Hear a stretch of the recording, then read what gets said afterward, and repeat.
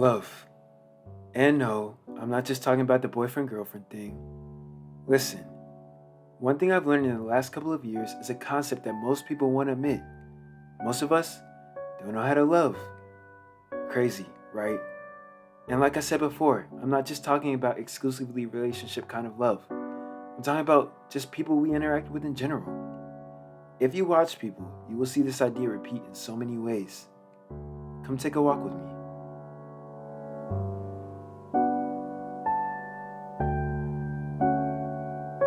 One of our biggest faults is that sometimes we are too egotistical to realize we might have misunderstood someone and actually don't know how they receive love. This is an extremely important topic because this is where a lot of relationships fall apart, whether it's with your parents, friends, siblings, or significant others. To most people, it's unacceptable to address a possibility that you may not be fulfilling someone's love meter. It's like someone who talks about themselves the whole time on a date and then later tells their friends how it was the greatest date ever, yet they never receive a call back. But this is what most people do.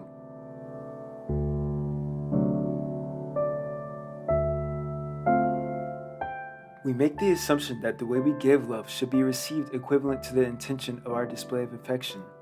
The reason this can cause so many issues is because you can have someone that feels like they aren't loved if their love meter is never fulfilled. I most commonly see this in broken homes where relationships are running thin between the parents and the kids. The parents typically feel as if they are doing everything perfect just to find out that their kid never felt loved or cared about. However, ignorance to others' emotions destroys relationships.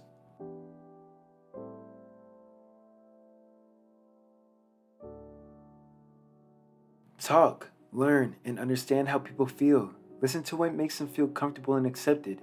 At the end of the day, everyone wants to feel loved, cared about, and appreciated. But you need to understand that everyone feels these things in different ways. Maybe if we learned how to love people the way they need it, we would have significantly stronger relationships because everyone would feel cherished in their own way. Remember, you can't water a cactus like you water a flower and expect it to thrive.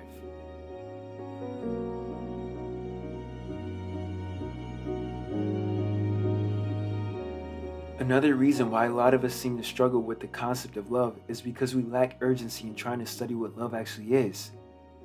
There are three categories that people commonly believe they are for some reason inherently exceptional in: sex, how to have a healthy relationship, and money management. And by the time you realize you're relatively inexperienced in all of these sectors, it's typically too late. And before you feel compelled to argue with that, hear me out. 2 out of 3 of these life skills are more taboo than just about anything you could mention in society, and the third one is never really discussed. It's looked down upon to admit you may be underexperienced in all of these subjects, and most people wander through life without putting in the necessary time to learn how to do any of these things. Newsflash, most people are terrible at all 3 of these things anyways, so what does it hurt to try to learn? Let's put it into perspective. People put years into sports, academics, work, or gaming because it's a commonly understood concept that you don't start any of these things at the mastery level. That's like starting a Pokemon game at level 100. It just doesn't happen. It's through time and experience that you learn these skills and evolve your understanding in them. The hard part is that you never get good at anything unintentionally. Believe it or not, geniuses do not exist. Some people are better at the start, but no one comes into anything at level 100. So it's okay to not be amazing at these natural human skills, because at the end of the day, no one's ever lost themselves in trying to have a healthy lifestyle. With the suicide and divorce rates being so high, I feel like people should be more inclined to learn where the disconnect is in relationships. I'm not saying if you learn how to love, then everything will be perfect, but I do think it would be a step closer in the right direction.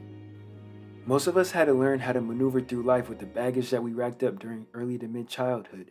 However, later in life when we meet someone who sparks our interest, we proceed to take it to the next step without thinking of what we're really getting into. Often, those of us who experienced hardships learned how to cope with our trauma in an individual-based manner, meaning the solution is centered around protecting us at all costs. Unfortunately, hurt people hurt people, and there's nothing worse than hurting someone you love. It's also important to acknowledge that most people are going to or have had kids in their lifespan, and in that case, it becomes increasingly more important that we learn how to give and receive love. One of the greatest sayings that I live by is that your greatest contribution to society may not be something you do, but someone that you create. I believe that this concept applies in both the positive as well as the negative aspect. Every action we take is a seed planted in someone's life. We unintentionally bring people closer or further from the purpose of their lives. This is why it's so important to learn empathy, because you never know where someone is in their life at that moment. One thing that helped me is when I realized that if things played out slightly different, I could have been that person. So everyone is essentially versions of who you could have become. It's sad to think about, but there are people who go into the world and experience adversity at every turn just to come home to another broken place. I know how it feels. I've been there. I know how it feels to push through life with a smile on your face and to get back to your room when no one can see and to just break down. Why would you ever allow for someone to have to feel the same way, intentionally or unintentionally? But if we refuse to learn, we assist in the fact that history will repeat itself. We shouldn't have to fight the world and the people who are supposed to love and care for us.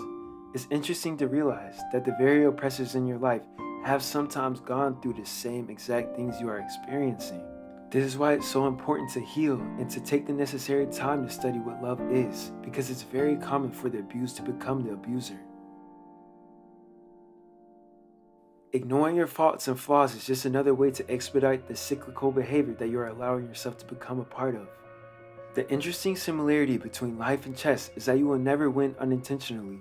You must be careful and cautious about every decision you make. Becoming a better companion has to be a choice. It doesn't happen on accident. So take the necessary steps to educate yourself on what it means to be a good friend, lover, or family member. But in order for this to happen, you have to be willing to take a look in the mirror and realize what you could be doing wrong. There's nothing wrong with not being an expert in companionship, but who's saying we can't learn? If we want to create a better future for the next generation, we gotta learn what it means to have healthy relationships. But I have faith in us.